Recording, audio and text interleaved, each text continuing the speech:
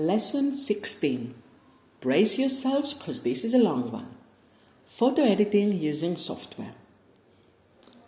Photoshop. Who doesn't know Photoshop? We all do, don't we?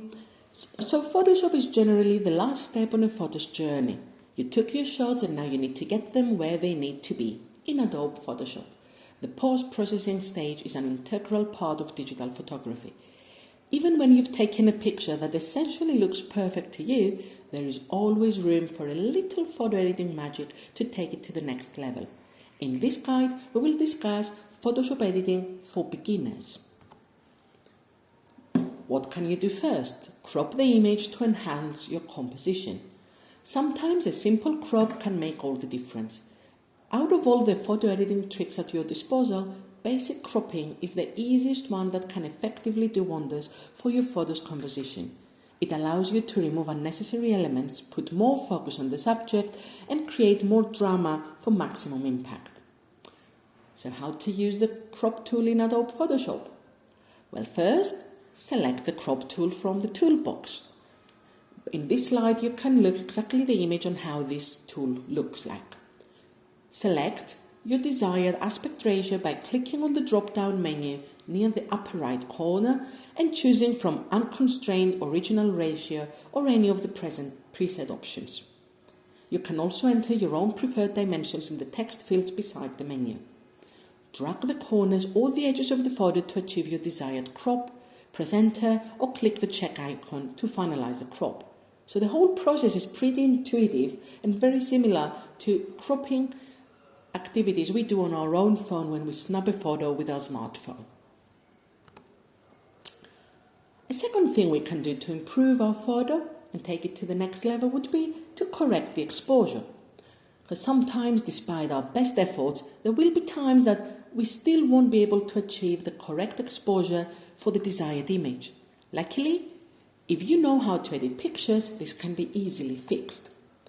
These tools can be accessed by clicking on Image on the menu bar and selecting Adjustments from the drop-down menu.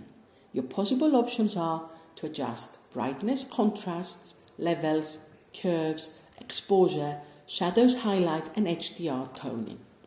If you've never used these tools before, brightness, contrast, exposure, and shadows, highlights are all pretty straightforward. All you have to do is move the sliders to the left or right to make adjustments. You view the change as it happens simultaneously on the photo and decide if you want to keep it or not. Number 3, make color adjustments if needed. If you probably adjusted the white balance on your camera, you shouldn't have to do any color corrections on the resulting photos.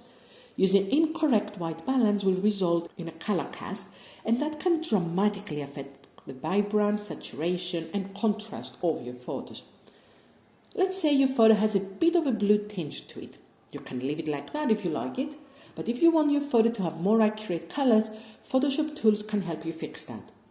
The simplest tool for this is the color balance, which lets you adjust the colors of your image, shadows, midtones or highlights or selective color, which allows you to choose a specific color in the image and change only those colors. For instance, if your model's skin appears to yellow or red, selective color allows you to make adjustments to the skin without affecting the other colors in the picture.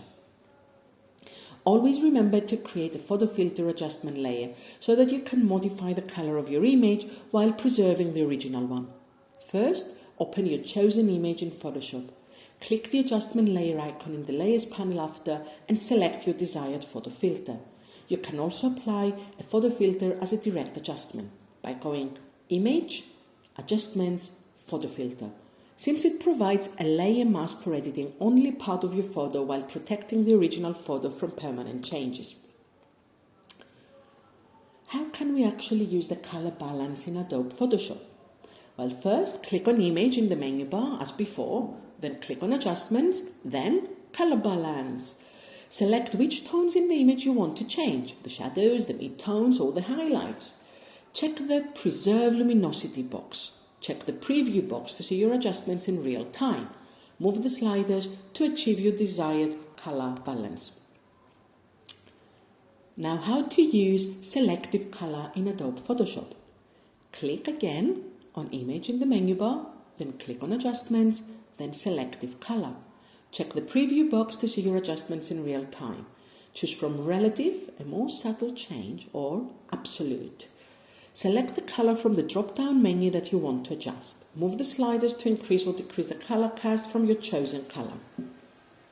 You can also use vibrance, hue over saturation, or channel mixer, which are all available under adjustments for color correction. If that wasn't enough, you can also visualize how you want the colors in your image to look using the color wheel color picker. This update on the Photoshop 2019 allows you to see and choose particular colors from harmonious groups to complementary and analogous colors. You can do this by selecting the color wheel option from the color panel flyout menu. The dodge and burn out tools, on the other hand, allow you to highlight or darken specific areas in your photo to give it additional texture or character. How to use the dodge and burn tools. Create a new layer and set its mode to overlay. Check the box that says fill with overlay neutral color 50% gray. Doing so lets you apply dodge and burn adjustments without manipulating the original image. Select the dodge tool and set your brush to a smaller and softer setting. Paint over specific areas you want to brighten using the dodge tool and darken areas using the burn tool. Remember to use a soft brush setting and do smaller strokes so as not to overdo the effects. Number 4, removing those unwanted spots like sensor dust, blemishes, and so much more. Now that you've corrected the color of your image, it's time for some selective corrections. If your sensor is dirty, dust particles will show up in your photos, resulting in small spots that will consistently appear in the same area on every single picture you take. To avoid this problem, make sure to clean your sensor first. But if you've already taken photos with a dirty sensor, you can still edit them out if there are any visible dust particles using Photoshop by using the following tools: Spot Healing Brush Tool, Patch Tool, or Clone Stump. You can use the same tools for any imperfections you would like to remove, perhaps some blemishes on the model's skin, a stain on the model's clothes that you didn't notice during the shoot, or a dirty background. How to use the Spot Healing Brush Tool?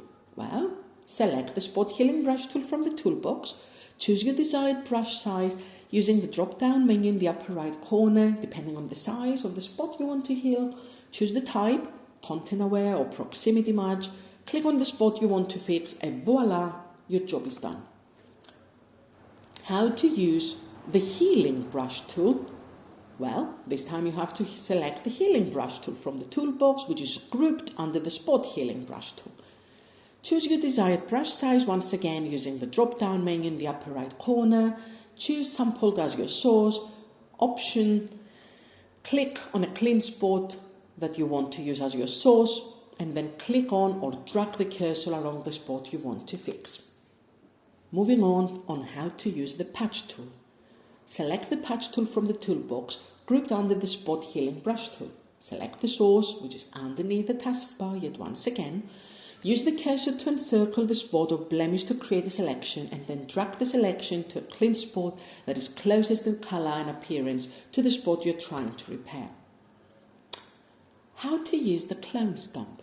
Select the Clone Stump icon in the toolbox, adjust the brush size to the corresponding size you want, click Alt and click to clone a clean spot that you want to use for the blemish, adjust opacity if needed, click or drag the cursor around the blemish or spot to paint over it with the clone pixels from your sampling point.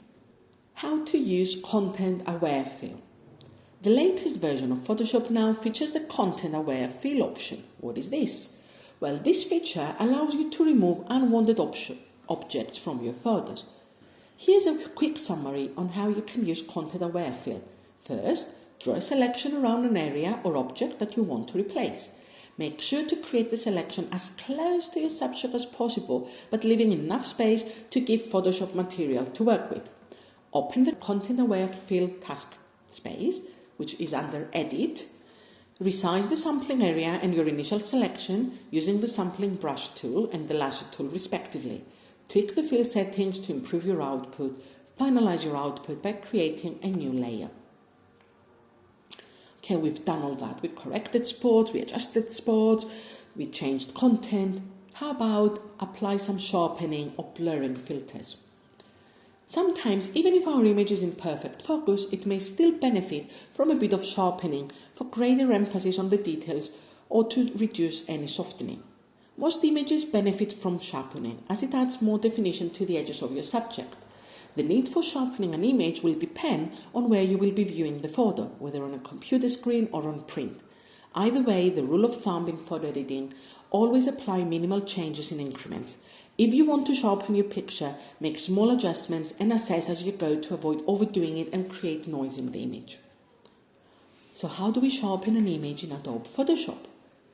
To reduce the noise in your image, click on Filter on the menu bar, click Noise, then select Reduce Noise.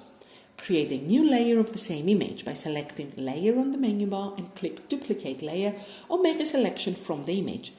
Click Select on the menu bar, click on Edit in Quick Mask mode of course, and use the brush tool to paint over the part of what you want to select.